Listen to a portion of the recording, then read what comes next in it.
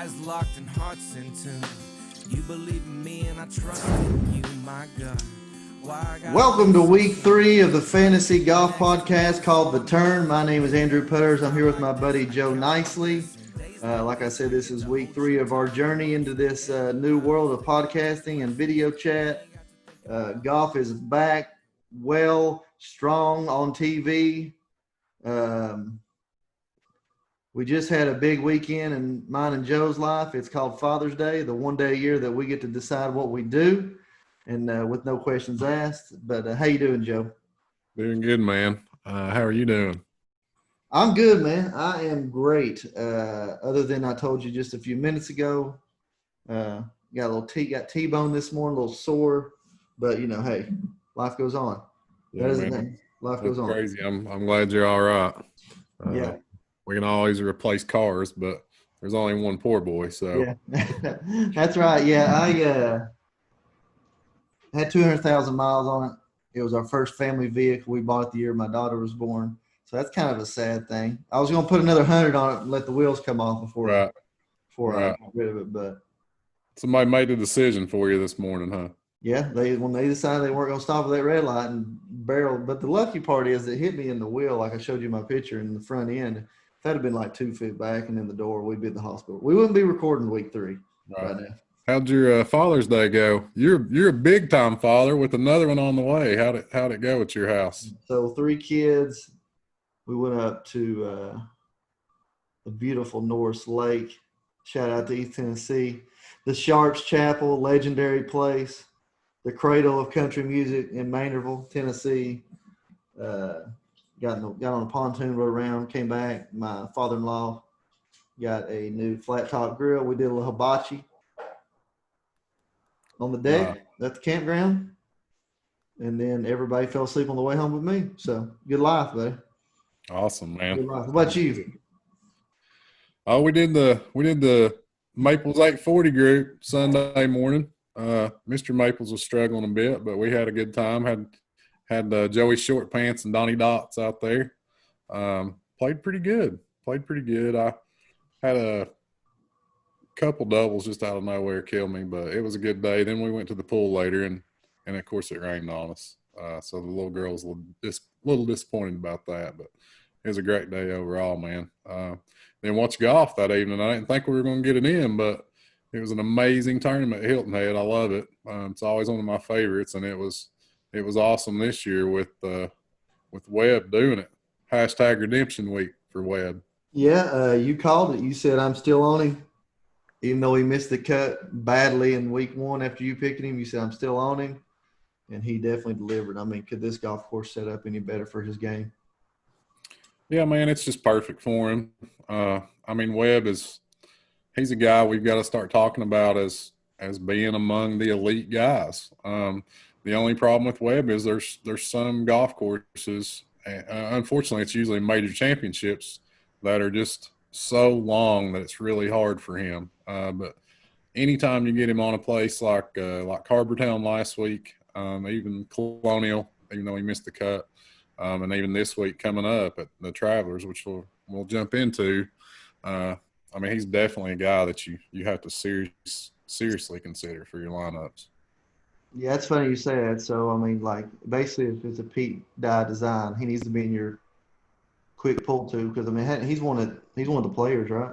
Yeah, he won the Players a couple of years ago. Obviously won last week. Those are 2 Pete Dye tracks. There might be more. I have to look back at at kind of his history. But, yeah, I mean, Dye courses are second shot golf courses notoriously, and that's where Webb really thrives with those irons on and around the greens. So he's definitely a guy we want to always kind of make sure and give consideration to on those type of layouts. Yeah. So RBC Heritage Classic last weekend at Harbor Town Golf Links. Webb Simpson. What was it? 22 under, correct? Yeah. 22. Yeah. Webb finished at 22. Hey, did you know that PGA Tour golfers can play that fast? We saw it this weekend on Sunday. We did. We saw no crowds. We saw them chasing daylight, and man, they motored around that place. It was awesome. Yeah. and I've heard a couple guys kind of jokingly talk about it, but really right now, I'm not missing the fans. I mean, maybe when we start getting into the majors, hopefully we'll have fans then. Anyway, but it's not been a huge takeaway for me. I'm not really missing the fans as far as right now. I mean, there's a couple moments maybe on Sundays you wish there were some roars going on, but man, I love how fast the guys are playing. They're getting around the golf course. It seems like it just frees them up to get around there a lot better. And like you said, Sunday evening was awesome when they were chasing that daylight. Yeah. I don't know. I did notice I was missing the fans when I had Justin Thomas versus John Rahm, and he hit a ball left and didn't have anybody to help him find it. I was looking for the fans right then, but no. About the RBC, you know, we can't talk about the RBC without talking about, is Abraham Answer for real? Can we say that? Man, he put on a clinic really all week, but especially Sunday. Hit 18 of 18 greens Sunday, which is ridiculous. And I think he hit for the week. He hit like 82% of the fairways and 90% of the greens for the week, or maybe those two are flip flopped. But I mean, it's just ridiculous, man. I think he missed 7 greens all week. Yeah. So I mean, it's just it's ridiculous how well he's striking the ball right now. Obviously, it seemed like he missed a ton of birdie putts because he had a birdie putt every hole, but he just couldn't get them to go down, man. He just needed to get a couple more in there. But you got to feel like he's really close to breaking through. Got to think he takes a lot of positive momentum with him to Travelers this week as well. Yeah. You know, go back to the President's Cup. Answer kind of, I wouldn't say ran his mouth, but I would say not cocky, sure of himself. Said that he wanted Tiger. He got him. And since then, though, every time he speaks, he's played well. And it's not like he's coming off cocky either in these interviews. He's just like, I'm just out there doing what I do, and I'm gonna play as hard as I can. And I feel like he's actually, saying the same things that Patrick Reed said when he started. However, he's not saying them in a way that I know I'm the best player in the world. It's more of, I know I can beat. I know I know I can continue what I'm doing and play well. Do you agree? Yeah, man. I really love his attitude. Like you said, I think he's shown some self-confidence, especially like with the President's Cup thing. But I mean, you kind of want that in a guy. And like you said, he doesn't come off as cocky. Just rather confident, and I really like his personality, really like his game. I mean, I think he's one of these guys we could see hanging around the PGA Tour for years and kind of be one of those guys that, you know, might win a tournament or two a year, maybe get in contention in some majors. And also, I love his caddy, who on 18 was firing up the heater in a critical moment. So yeah, man, I love the whole Answer squad. I love. Yeah. Yeah. He got a lot of play on Twitter with ripping that heater on 18, didn't he? Yeah. Yeah, that was funny. Probably, unfortunately, the biggest news coming out of last weekend and maybe even already today, COVID-19, first player tested positive. I've got mixed feelings how the tour handled it as far as press-wise. I mean, it is what it is. The guy got sick. Why are we trying to hide it from people? Why are we trying to say things? They didn't necessarily say that he didn't come to the golf course, but they said that he tested positive before he showed up, before Friday or before Saturday. Was it Friday? It was Friday, wasn't it? Yeah. Right. So, I mean, obviously we're talking about Nick Watney. He tested positive last week. Kind of got mixed feelings about it. I do love the fact that they stuck to their guns, stuck with their plan. Got him out of there, but kept playing the tournament. Was really happy to see that. I think there were some hiccups with it, especially like with the press release was a little bit misleading. My understanding, Watney was kind of feeling bad, but he went ahead and come to the course Friday so he could get tested. But in the process of that, he was around tons of players, which is not great. And then, as you mentioned, kind of touched on there, today we learned that Cam Champ tested positive. So, I mean, in the world we're living in, it's just something we're going to see. I think the tour is doing a great job. I'm super happy that they're actually playing golf. So I want it to keep going as long as it is safe, for most guys. But I do think we're going to see this. We're probably going to see some positive cases as we go along. Yeah, I think it's inevitable. I mean, like any kind of virus, you're going to see, it's going to catch some people. Yeah. So Cam Chancellor tested or announced that he tests positive today. We don't know if he tests positive today, but it is announced. So he will not be participating this weekend. And let's just go ahead and get into this weekend, man.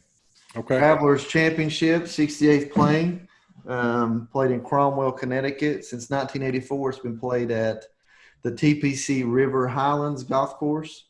Another short, like you said, Pete Dye design, 68-44 yardage, par 70, 3 par 5s. And very interesting course because, like I said, after looking at the history of the champions, it doesn't look like very many bombers have won here. However, bombers have done well here, like top 5, top 10. I mean, I don't know if maybe it's like what you said, the fairways are very wide and playable, so they can go ahead and hit the driver. And basically they've got shorter yardages in, and that's it. But bombers have done well here historically. However, they have not won here regularly. Real quick, defending champion Ches Rivet, 17 under from 2019, is in the field, along with Bubba, Jordan, Russell Knox, Kevin Strillman, Mark Leishman, my man Stuart Sink, Hunter Mahan, J.J. Henry, and of those players, Bubba 3 times, Mickelson twice, and Stuart Sink twice. It's weird. Stuart Sink twice at RBC, Stuart Sink twice here. We didn't necessarily say play him last week, but we said it could have been a steal, and really he could be a steal this week too as price point. So who you want to hit on first coming out of this talking about when you hear TPC Highlands or TPC River Highlands Golf Course Travelers Championship? Who do you think? Well, the first name that comes to mind is Bubba. Bubba Watson won here 3 times. He's going to get a lot of buzz this week because he's actually been playing well. He had a T7 at Colonial. He hit the ball well last week at Hilton Head. The putter didn't cooperate, but the sites have kind of covered that by bumping him up. He's 8,800 this week. I think the last couple of weeks he's been down the mid to low 7s. So they certainly are going to make you pay to roster him. But that's the guy that jumps to mind just because he has won it 3 times. If you look at the top of the board on DraftKings, the guy that jumps out at me is the big boy, the incredible buck, Bryson DeChambeau. He's been rolling. Kind of had one bad round, I guess Saturday at Heritage that kind of slowed him down. He had one bad round at Colonial, kind of slowed him down. I think maybe they're both the 3rd round actually, but he's playing, man. He's playing some golf. He's killing it. Strokes gained off the tee, strokes gained approach. I mean, just pretty much any area Bryson's doing it. This doesn't really jump out as a Bryson type of track, but he's coming off back-to-back top 10s here in the last 2 years. So you've got the current form, you've got very good course history, which makes me want to go to him at the top. Yeah, we have to think, talking about Bryson for sure, that he has done this the last 2 weeks with very mediocre putting statistics. I think I got him last 8 rounds. He's 48 strokes gained putting, which is obviously very mediocre. It's hard to win any tournament if you're going to be 48. So we have to think that at some point in the future, he's going to be a top 10 strokes gained putting in the tournament and just demolish a field. Yeah, I mean, you almost, like you said, man, you almost feel like it's inevitably coming if he keeps hitting the ball the way he's hitting the ball. And that's what we're always targeting from a DFS perspective, right? We want guys that are just killing it with their irons, killing it off the tee, maybe not putting great because we're hoping that spiked week comes. So Bryson's just a kind of a textbook play this week, really, man. You're not going to get much value on him if you want to bet him. I think he's like 12-1. So I do like going to him in DFS. Rory, I can't get there with right now. I think we said last week he's capable of winning any tournament, any week, on any course. So he might be an interesting contrarian play if you want to go that way. But if I'm spinning up, I'm definitely looking at Bryson. JT's obviously playing great. He's kind of another guy that's killing the irons. Just needs to catch a hot putter. He was at the top of the field last week in strokes gained approach at Heritage. I think he shot a 63 Sunday. So he's definitely in great form. He's a guy you can look at. And then you can drop down to my guy, the man that's heading in the right direction, I think, Mr. Koepka. Koepka, yeah. Brooks Koepka said Sunday that whenever he's playing well, he feels like that every time he steps over an 8-foot putt, it's going in. And he said, I haven't made anything. I looked at it right back at it, and he's top 10 in strokes gained putting. That's probably because he's got one-footers a lot. But, I mean, heck, 330-yard hole hit it to, 20 inches? That was ridiculous on Sunday. But yeah, nice little tapping eagle on the par 4. We got to see a lot of his golf this weekend, notably so because he's media loves watching him play, so we love watching him play.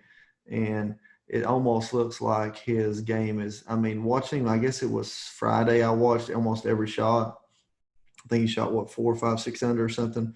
It looked very boring, very effortless. Like you look up every hole and he's 10, 12, 15 feet. Yeah, man. I mean, I think I tweeted out, I guess maybe Sunday, I tweeted out that Brooks might win all 3 majors this year, which sounds kind of crazy. Obviously, that's a long shot to happen, but then I touched on again in my article at Rotoballer this week, the horse for the course. Pretty big write-up on Brooks. But it just feels like he's headed that way. It feels like we've seen this before. We kind of know how he looks when he starts gearing up. He did not look that way at all before the break, before the COVID-19 break. And I think this layoff probably helped him more than any other player in golf because he looks healthy now. And it just feels like it's coming. I don't know if it's this week. He's got some pretty decent history on this course. It might be a little bit down the road. He might be kind of trying to peak for the first major, but it definitely feels like Brooks is back and coming on strong. Yeah. Like I said, it's very boring to watch, and he finished like 8th, I think, tied 8th or something. I think he finished solo 7th last week. Solo 7th, okay, there you go. And very boring golf, and that's what you need to do out here on the PGA Tour, especially on the Pete Dye course. Very boring. Hit fairways, hit greens. I mean, it's just like he's out there swinging, and it's going dead straight. That's what's crazy about it. Yeah, I mean, his game is when he's winning majors, his game is never really exciting to watch, right? I mean, he obviously bombs the driver, which is fun to see, but I mean, he hits it a mile down the fairway, walks up there, hits it on the green, either makes a birdie or 2 putts, right? I mean, it's simple. When he's playing his game, like you said, he makes the game look easy. So it's one of those things where you feel like it's coming at some point. Right. Let me pull this up. My man this week, and I don't know how nobody's talking about him, probably because he hadn't played golf yet. Another man like Bubba, that the golf courses that he plays well at, it seems like, like Bubba, whether it's Augusta or here or Riviera, it's like he's there every year. Bubba is, right? I mean, it's like, heck, about every 3 years he wins them for some reason. How is nobody talking about Paul Casey on this golf course? Wrote Casey up in the Horse for the Course article because of that course history, which is just, I mean, it's ridiculous. He's been a beast here, man. I mean, he really has, and I agree with you. I think he should be getting a little bit more love, but I think people are just scared. I think people are a little reluctant because he's one of the guys that hadn't played. He didn't jump right back in there, so we hadn't got to look at him for 2 weeks and kind of get a sense of where his game is. Another guy we kind of didn't touch on, but we can say the same thing about is Patrick Cantlay, who's one of the best players in the game right now. Love him, love rostering him, but you're just a little bit gun shy because we don't know.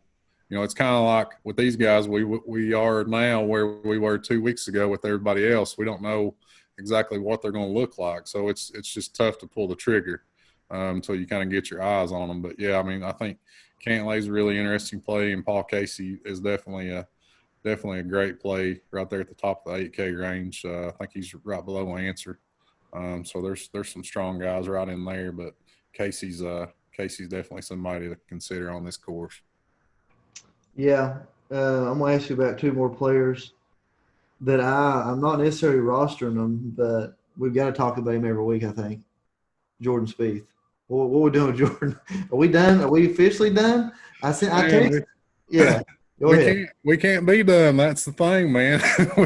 We can't ever be done because when he ever comes back around, we got to be there to say, "Hey, we told you." But no, man, he flashed last week, first round.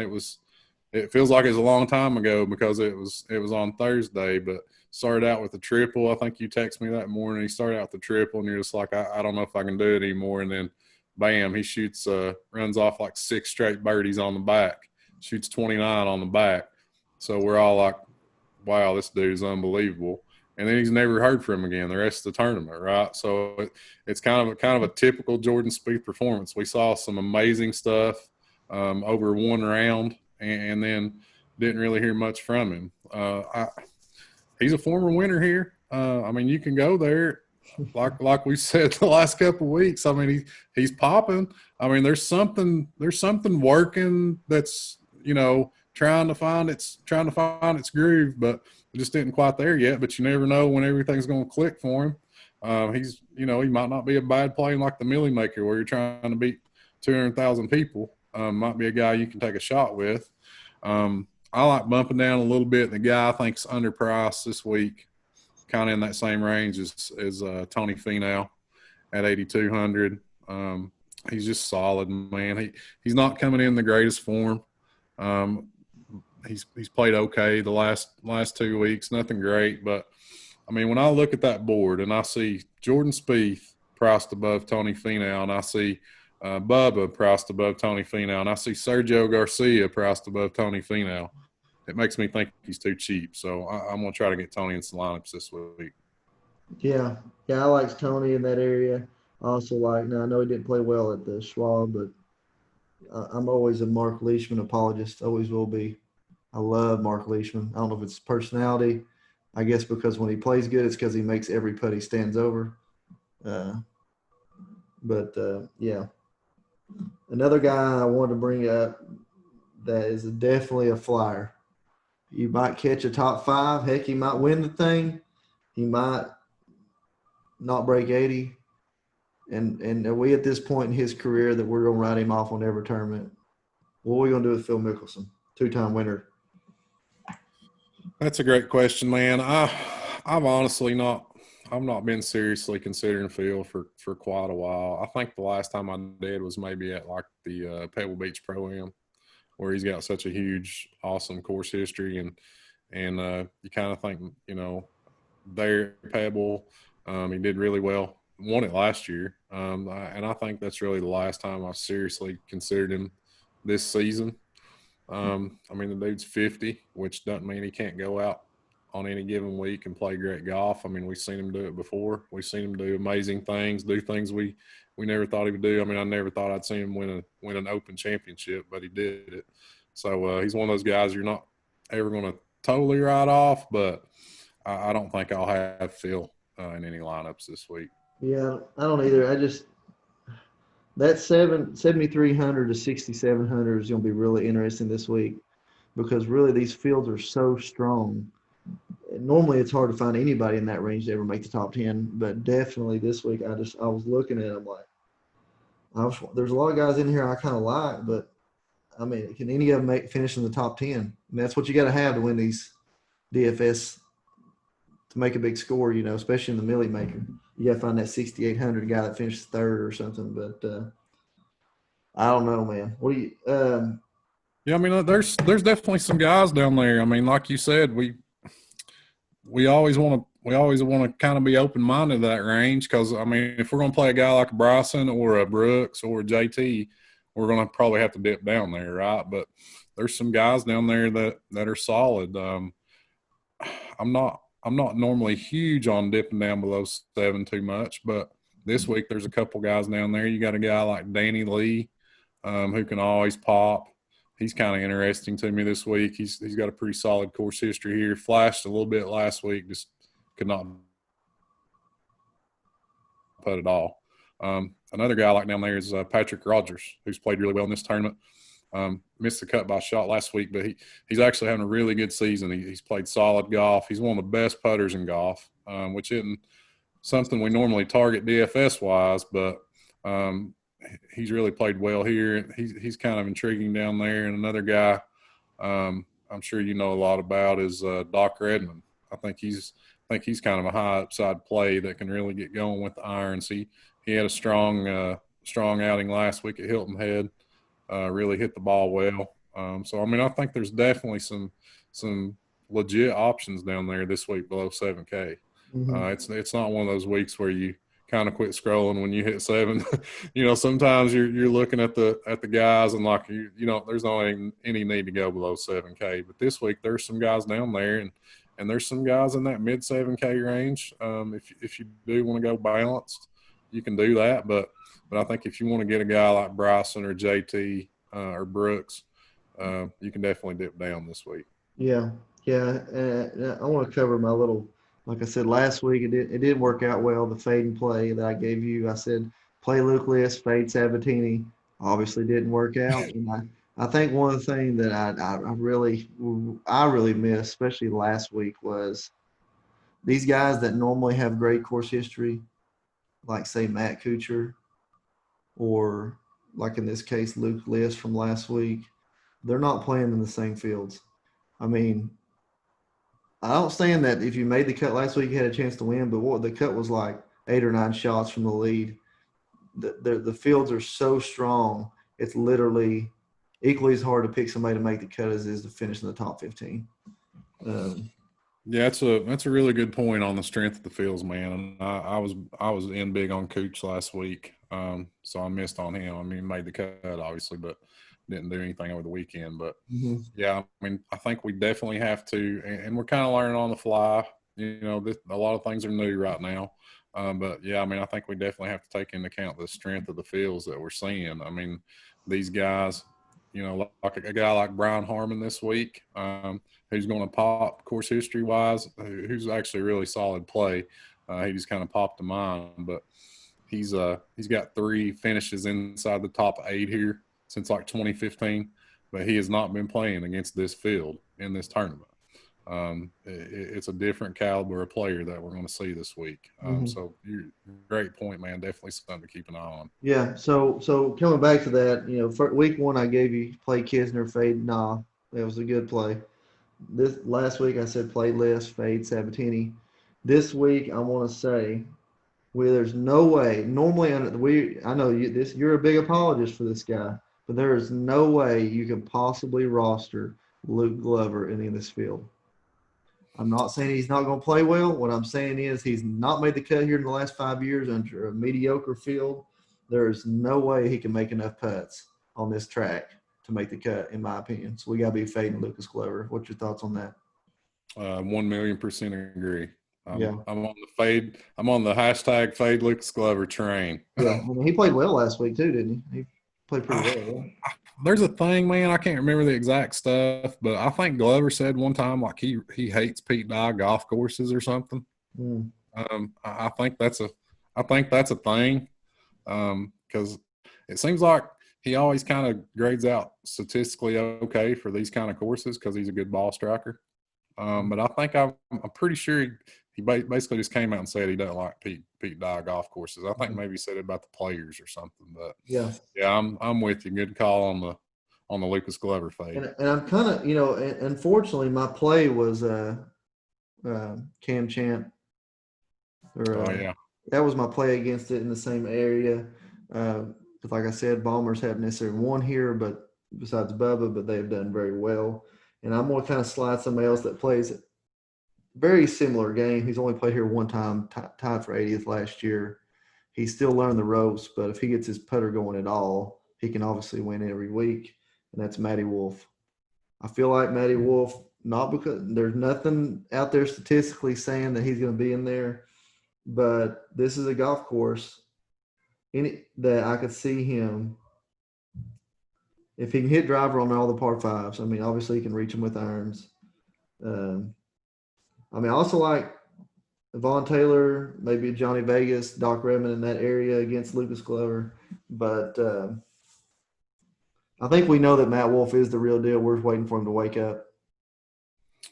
Yeah, I think Wolf is going to be one of those guys, at least for the next few years. I think he's going to be one of those guys that we'll see pop up and randomly win a tournament and just look dominant, and then maybe miss several cuts for a while, and maybe even miss cuts going into. We saw Bryson DeChambeau do that kind of his rookie year, first couple of years. He struggled. You know, he had some really tough times, and then would pop up and win a tournament, start playing well out of nowhere, and then kind of dip back down again. And I think Wolf is probably going to be a similar type of player. He's not going to have the consistency of like a Morikawa or even like a Hovland, who I really like this week. Victor Hovland, kind of that class. Those three guys are always talked about together. But yeah, Wolf is super cheap. I mean, obviously, if like you said, if he gets things going, I mean, he can top 10, top 5 this tournament. If he gets it going, it's just one of those things where you got to kind of make a decision if you want to throw a dart at him this week. But yeah, really, really neat call there on Wolf. Yeah, and I've got one more guy I want to mention before we get off here. And if you got anything you want to add, go ahead. But by watching Brooks, I got to watch another player this weekend a lot. And it was like he played terrible, and he almost finished in the top 15. It's like he's played terrible. And we know how he is, that the more he gets in a roll, he always continues to get better, and that's Dustin Johnson. Dustin Johnson, if you watched the coverage this weekend, you felt like the guy was shooting 5 over par, and he finishes almost in the top 15. And he's one of those players that we always felt like he gradually got better, and then all of a sudden he's at the top, and then he's going to fall off for an extended period of time and build better, fall at the top, fall off. What's your thoughts on that? Yeah, man. I like DJ this week. He played well last week. He looked much better. DJ's never a guy I want to roster coming off a long layoff. I don't. DJ's got more things going on when there's no golf than working on his game. So he's had a couple of weeks to kind of get back in the mix and in the swing of things. So I mean, I think we're definitely going to start seeing playing better and better as we get in to towards the first major. But yeah, he's probably one of those guys that we did well to kind of wait and see on. And I think we could see him play really well. I mean, the guy, I think he's got 20 career victories. So he can win, just about as good as anybody in this field. So he's definitely a guy we have to respect, pay attention to, somebody that can play well here. Yeah. Well, is there anything you want to add on the way out? I'm good, man. Just looking forward to it. Loving having golf back. Another great field, another cool golf course. I think we're going to see some low scoring. Furyk shot 58 here a few years back. So I wouldn't be surprised at all. Somebody kind of flirts with it with all the quality players that are in this field. You might see somebody flirt with a 59 or something. So I think it's going to be a lot of fun, man. Look forward to watching it. Absolutely, me too. I'm headed to the beach Friday. All right. Panama City, as long as Florida's open. I'm not playing golf down there. It's going to be more of let's lay out in the sand all week and get sunburnt. But we'll still be recording. We'll be coming to you from one of us will be in Knoxville, one of us will be in Florida next week. And that's okay with technology we got. So that's all I got, man. All right, man. Good talking to you. Have a safe trip. We'll try to talk next week. We're going out of our way to bring you the Turn Golf Pod. That's right. Yeah, I wonder how it's going to be safe going down there and have a great time. All right, but yeah, I hadn't brought it up yet. That basically after getting back from eating a bunch of seafood, I'm like, hey, y'all need to go to bed. I'm gonna go down here and record with Joe. All right, we'll see how that goes. Yeah. All right, but have a good week. See you, man. See you. I hold the sun and all the oceans in my arms, away from all the worry and safe from any harm. Can't keep talking about complication. Takes two hearts to maintain these relations. So hold fast and see it through. I'll do my best at getting back to you. My soul beat down, my body's through. Oh God, I just need you. Straighten me out. If I stop the boat, you're taking me down. When you let me go, I'm just asking you how. Could you have ever known when you're taking me out? You cut right to the bone, yeah. Erroneous sex, all diabolical brainchild. Listen when I say the situation might get wild. Run, but you can't hide fun and you won't find ways to make no sense of this. Don't call it a free ride. Bump pride, I'm about to let my demons out. You know my soul exploding when you hear me shout. And have no doubt, it's heart and soul that love's about. And within that love, that peace is truly found. That peace it reaps, so sounds of urgency, emergency. My God, this shit's profound.